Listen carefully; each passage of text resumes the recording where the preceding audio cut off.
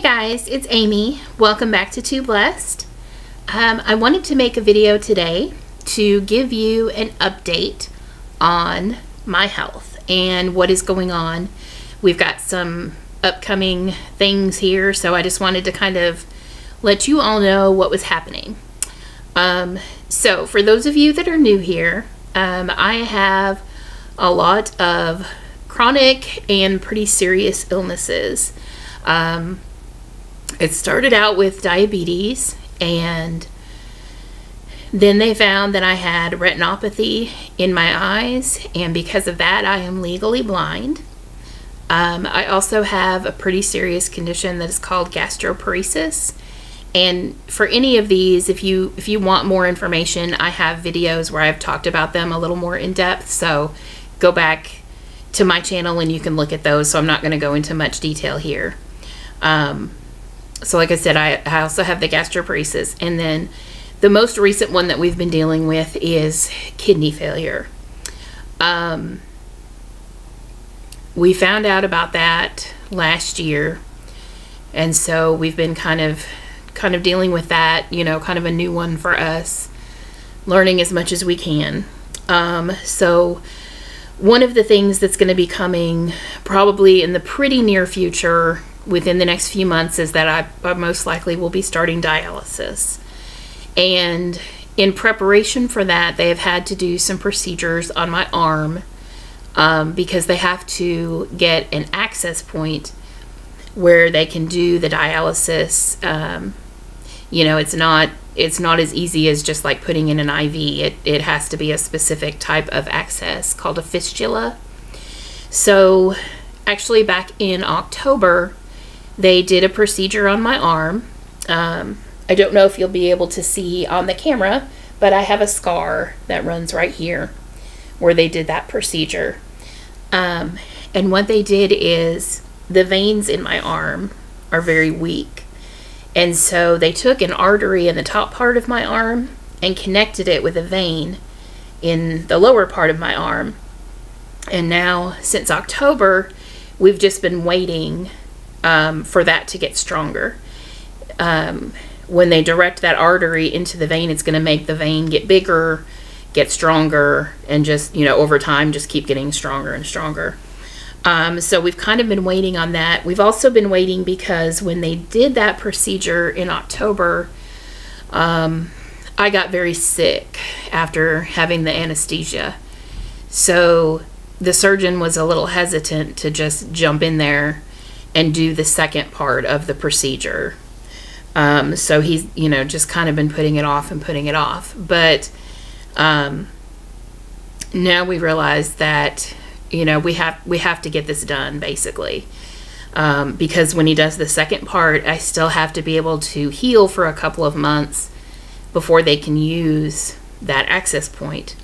So we need to, you know, get this done before I start getting any worse. Right now, everything's kind of stable. My creatinine level, it has been as high as a 4.2. And just to give you a scale to judge that on, for a healthy person, your creatinine level should be 0. You should not have any creatinine coming out in your urine. That's what they test. So, you know, if you're healthy, your creatinine level is going to be 0. That means your kidneys are functioning at 100%. So my creatinine level has slowly been going up and going up. We know that it's been aggravated because of the gastroparesis that I have, because when I get very sick from that, what happens is I vomit a lot and I can't keep anything down, including liquids, so I get dehydrated. And getting dehydrated is very hard on your kidneys. And basically my kidneys are already kind of weakened from having diabetes. So, you know, it's like a couple of different factors coming into play here. But like I said, my creatinine level has been as high as like 4.2, I think was the highest.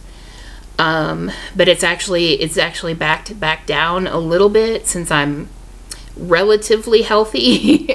I'm not really healthy, but relatively speaking, I haven't been really sick lately from the gastroparesis. So it's kind of leveled back a little bit. It's been running about, the last time it was checked a few weeks ago, it was 3.6.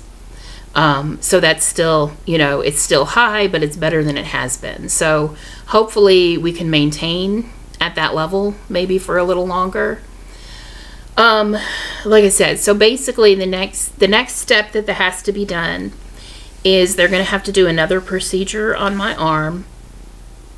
And I hope nobody gets squeamish from this type of thing.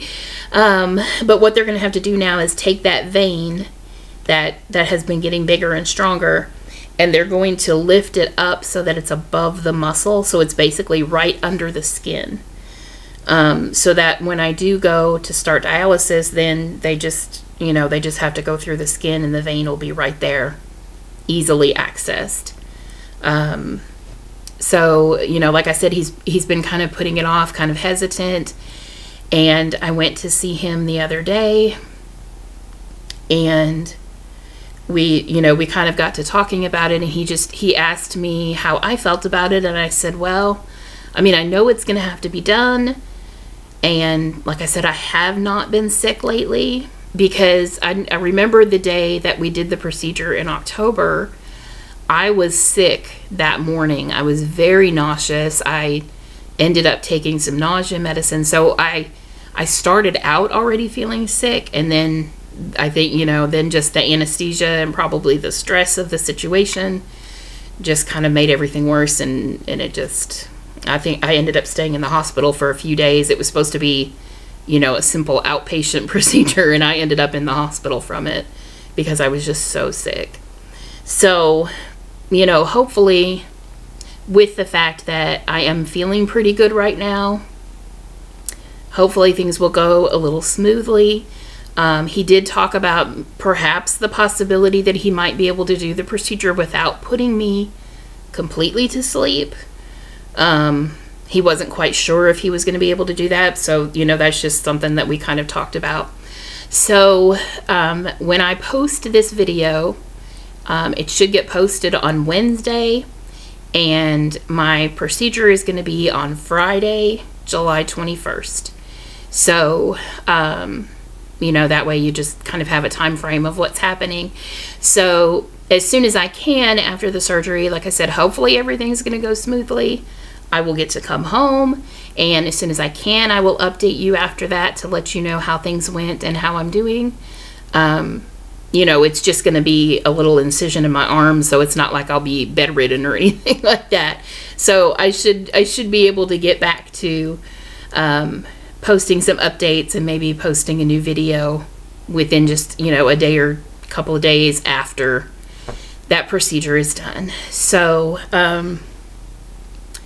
and then the other thing is, my body retains a lot of fluid because my kidneys don't function. Like I told you, you know, for a normal healthy person, your kidneys are functioning at, of course, 100%. The last that we checked, mine are functioning at about 15 to 16%. So, you know, that's pretty low functioning, of course. And so fluid is building up in my body, and you know, when you look at someone, you can't tell, of course, why they look like they're overweight.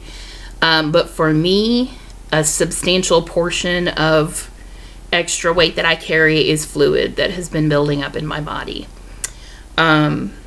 It makes me, you can probably tell when I make some of these videos, it makes me very out of breath.